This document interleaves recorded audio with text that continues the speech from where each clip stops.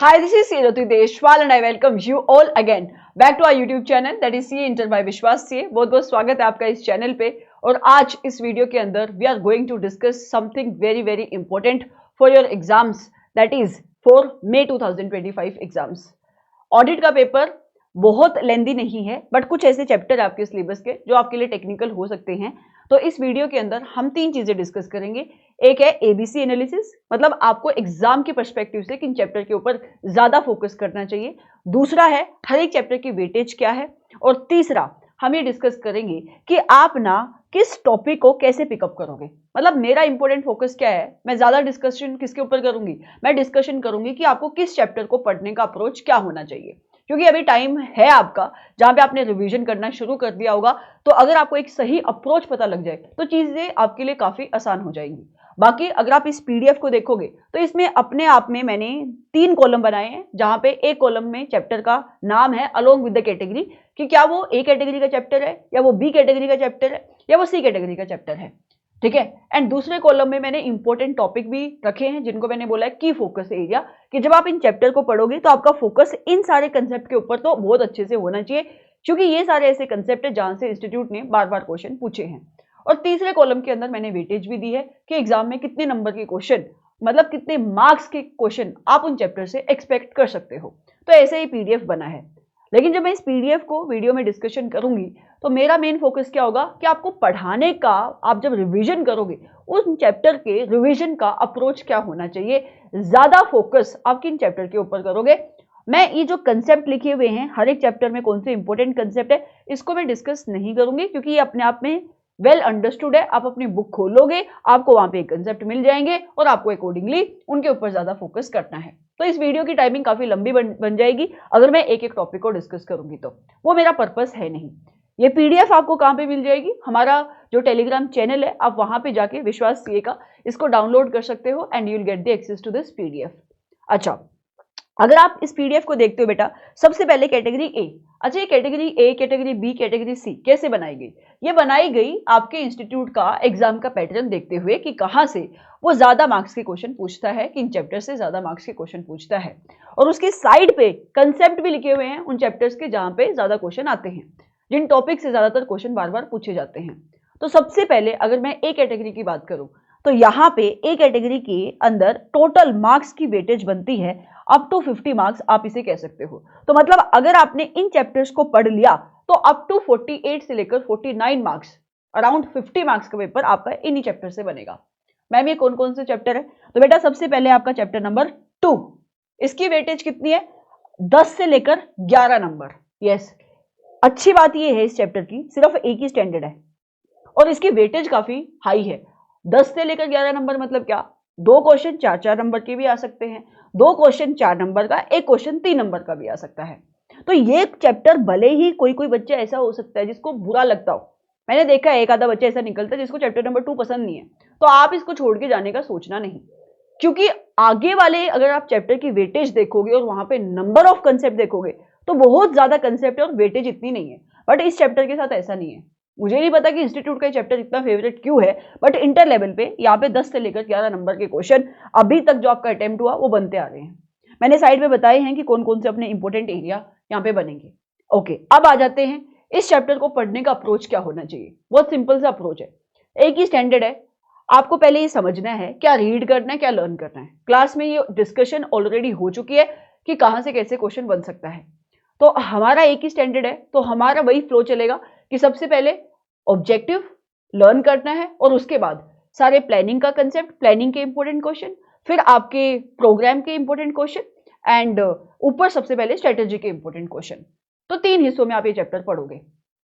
ठीक है, जैसे चैप्टर पढ़ोगे वैसे आपको क्वेश्चन देख लेने हैं। अच्छी बात क्या है, जब आप क्वेश्चंस को देखोगे तो यहां पे कुछ घुमा फिरा के क्वेश्चन बनने की चांसेस नहीं है।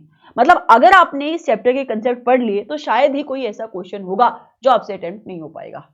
तो बेटा जब ये चैप्टर हो जाए तो मान के चलना आपके 8 से लेकर 10 नंबर पक्के हैं। उसके बाद चैप्टर नंबर 3, यहां से एग्जाम में कितने नंबर का क्वेश्चन पूछा जा सकता है? 8 से लेकर 10 नंबर के क्वेश्चन। समझ रहे हो? अभी इस चैप्टर के साथ प्रॉब्लम क्या है? इस चैप्टर के साथ प्रॉब्लम ये है कि एक तो ये चैप्टर लेंथी काफी है, दूसरा बच्चों को टेक्निकल लगता है। तो आप इस चैप्टर को पढ़ोगे कैसे? देखो आपको ना इस चैप्टर को टुकड़ों में बांट देना है, जैसे मैंने आपको समझाया था वैसे। सबसे पहले आपको रिस्क और कंट्रोल के टॉपिक पढ़ने हैं। मतलब अगर मैं अपनी बुक के हिसाब से जाऊं तो इसको हम कहते हैं चैप्टर नंबर 3 का unit number 1। Okay, risk control का जब टॉपिक खत्म हो जाएगा तो अगला ही कंसेप्ट 315 पढ़ोगे। क्यों? क्योंकि वो भी रिस्क से जुड़ा हुआ है। और उसके बाद जब आपको रिस्क की कंसेप्ट हो गई तो बेटा आप ऐसे नंबर 330 के ऊपर आ जाओगे। Are you getting me? क्योंकि रिस्क के बाद रिस्पॉन्सेस का फ्लो आएगा और उसके बाद आप 320 को पिकअप कर सकते हो। ऐसे आपका फ्लो होना चाहिए। और जब मैं रिस्क और कंट्रोल की बात कर रही हूं तो मैं आईटी बेस्ड जितने भी आपके टॉपिक आते हैं ना, कि आईटी से जुड़ा हुआ रिस्क क्या है, कौन कौन से आपके automated control, right, your application based control, जितने भी वो सारे पॉइंट है वो यहां पे कवर हो जाएंगे। तो जितना भी आपका रिस्क और कंट्रोल का पोर्शन बनता है, अगर मैं बोलूं तो इस पर्टिकुलर चैप्टर का majority of the portion risk और कंट्रोल का ही है। मैम ये वाला चैप्टर जब भी मैं करने के लिए बैठता हूं तो मुझे तो ऐसे कंप्लीट ही नहीं हो पाता है। तो जब भी आप इस चैप्टर को करने के लिए बैठो तो इनफ टाइम देके बैठो, स्पेशली जब आप क्लासेस के बाद पहली रिवीजन करने के लिए बैठ रहे हो। मतलब जल्दबाजी में चैप्टर खत्म नहीं करना है। किन कंसेप्ट के ऊपर ज्यादा फोकस करना है, देखो मैंने सेकंड कॉलम के अंदर आपको कंसेप्ट भी लिख के दिए कि रिस्क और कंट्रोल इंक्लूडिंग ऐसे नंबर 315 में कहां से ज्यादातर क्वेश्चन पूछे जाते हैं। मैंने 320 के कंसेप्ट भी बताए हैं, मैंने 330 के कंसेप्ट भी बताए हैं। डन? यस। आगे चलते हैं, अगला चैप्टर ऑडिट एविडेंस। अभी ऑडिट एविडेंस बहुत इंपॉर्टेंट चैप्टर है, बहुत इंपॉर्टेंट चैप्टर है। और अच्छी बात यह है कि आपको मुश्किल भी नहीं लगता, इंटरेस्टिंग लगता है चैप्टर। यहां से कितने नंबर के क्वेश्चन आएंगे, वेटेज देख लो, 15 से लेकर 20 मार्क्स।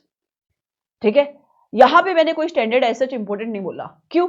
क्योंकि इंस्टीट्यूट ने फिक्स किया हुआ है कि इस चैप्टर से मुझे इतने मार्क्स के क्वेश्चन पूछने, किसी भी स्टैंडर्ड से पूछ सकता हूं। तो बेटा ये वाला चैप्टर अपने आप में बहुत बहुत इंपॉर्टेंट है। और इसको पढ़ने का तरीका क्या है, वही अपना फ्लो। स्कोप लर्न नहीं करना, ऑब्जेक्टिव लर्न करना है। रिक्वायरमेंट जब पढ़ोगे किसी भी स्टैंडर्ड की, ऑब्जेक्टिव को ध्यान में रखना है, क्योंकि वो रिक्वायरमेंट ऑब्जेक्टिव को मीट करने के लिए लगाई गई है। अभी जब आप इस स्टैंडर्ड बेस्ड चैप्टर पढ़ोगे तो आप उठाओगे साथ में क्वेश्चन बैंक। जैसे कि आपने ऐसे नंबर 610 पढ़ लिया तो 610 के क्वेश्चन देखोगे। क्योंकि होता क्या है, अभी स्टैंडर्ड बेस्ड क्वेश्चन आते हैं ना, तब तो इंस्टीट्यूट थोड़ा बहुत घुमा फिरा के बात करता है। तो वहां पे क्या होगा कि आपको जो आपने स्टैंडर्ड के अंदर पढ़ा और आपने साथ में देख लिया स्टैंडर्ड करने के बाद कि क्वेश्चन कैसे पूछे जा रहे हैं उन कंसेप्ट से, तो जब क्वेश्चन आएगा तो आप बहुत इजीली उसको क्रैक कर पाओगे। हमने काफी सारे क्वेश्चन क्लासेस में डिस्कस करे हैं। और ऑल्दो अभी यूट्यूब के ऊपर क्लासेस भी शुरू होंगी, तो सितंबर बैच में ज्यादा डिस्कशन नहीं हुई है अभी क्वेश्चंस की, वो साथ में हो जाएगी। बट मई 25 में तो सारी डिस्कशन हुई है। आप समझ पा रहे हो?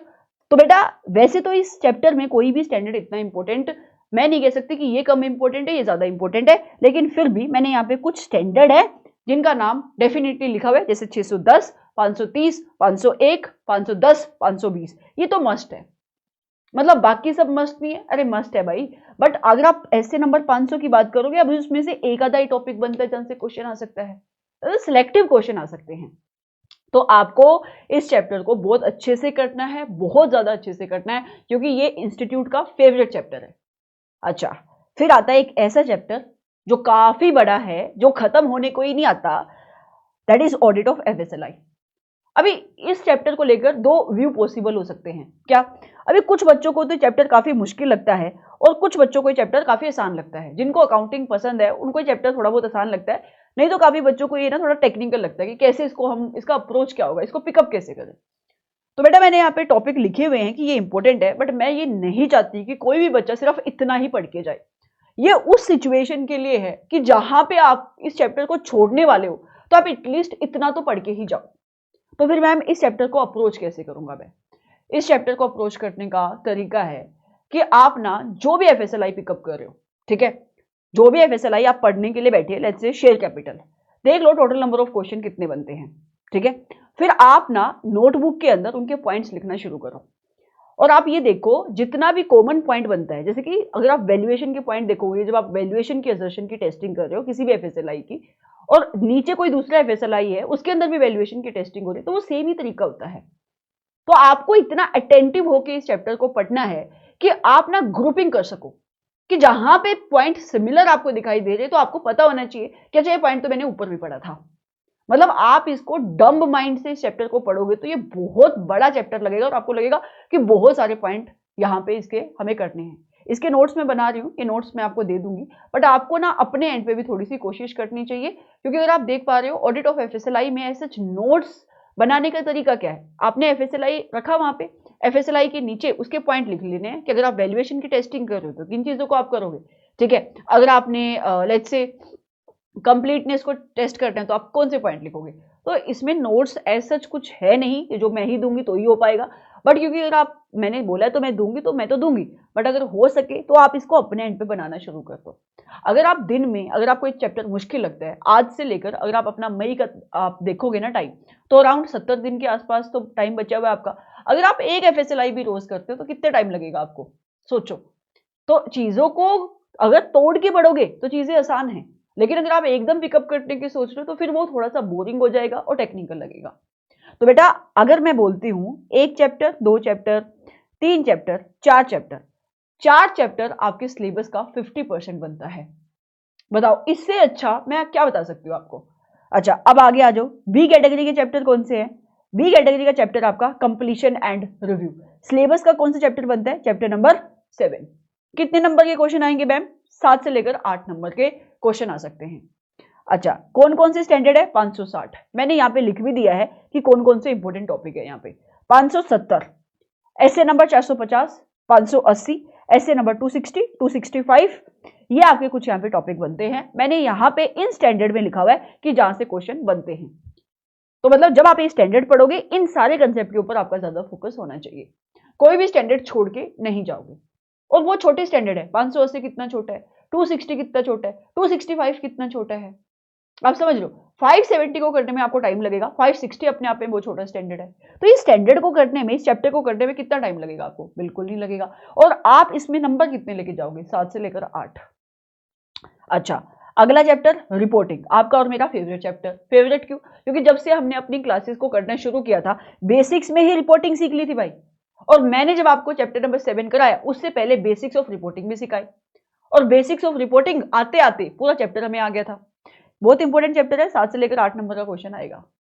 इसके साथ साथ क्या आता है, अपना कारो भी आता है यहाँ पे, ठीक है। यहाँ पे कारो भी आता है, कारो अपने आप में बहुत इंपॉर्टेंट है, बहुत ज्यादा इंपॉर्टेंट है। लेकिन अगर मैं फिर भी कुछ सिलेक्टिव फेवरेट क्लोजेस बताऊं कारो के इंस्टीट्यूट के पर्सपेक्टिव से, तो आप देख लो कि वो सारे सेक्शंस जहां पे इंटर लेवल के सेक्शंस की रेफरेंस है वहां से क्वेश्चन आता है, लेकिन जो फाइनल के सेक्शन की रेफरेंस है, जैसे कि अगर मैं बात करती हूँ section number 186, section number 187, section number 192, यहां से फाइनल लेवल पे क्वेश्चन आने के चांसेस नहीं है, क्योंकि ये सेक्शन भी आपके सिलेबस में नहीं है।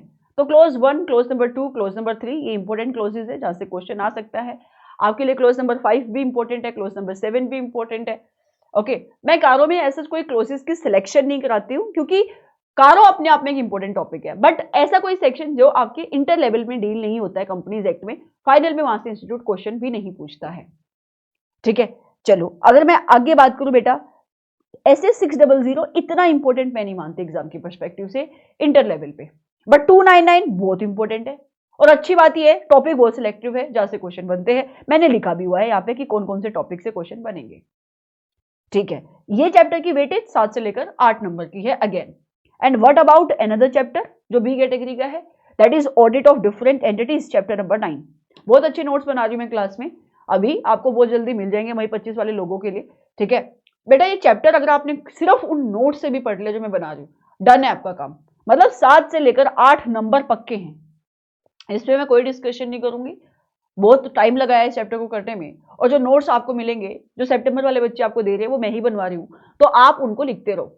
वो आपने कर लिया तो ये चैप्टर अपने एंड पे डन है। समझ में आ रहा है, यहाँ पे मैंने टॉपिक लिखे हुए कौन कौन से इंपॉर्टेंट टॉपिक बनते हैं किस किस एंटिटी में से, तो आप उसको एक बार देख लेना। बट मैं आपको कहना चाहूंगी जो नोट्स आपके हो गए तो ये चैप्टर डन है अपने हिसाब से। तो सितंबर वाले बैच में मैं टाइम लगा रही हूँ, बट मुझे ये है कि वो पर्पस मई 25 के लिए भी फुलफिल होनी चाहिए और सितंबर वाले बैच के बच्चों के लिए भी फुलफिल होनी चाहिए।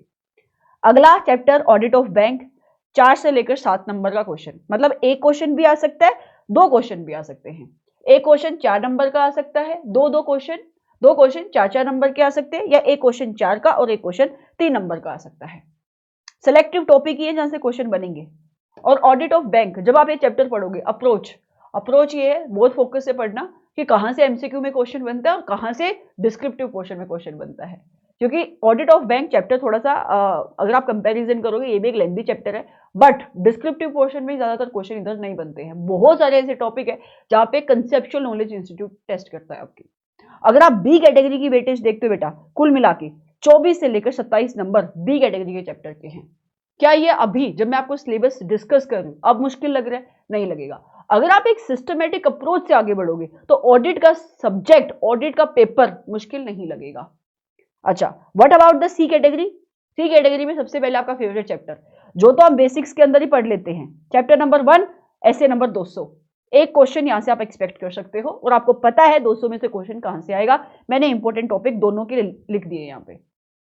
अच्छा, व्हाट अबाउट ऐसे number 230, chapter number 6 documentation, again your favourite topic.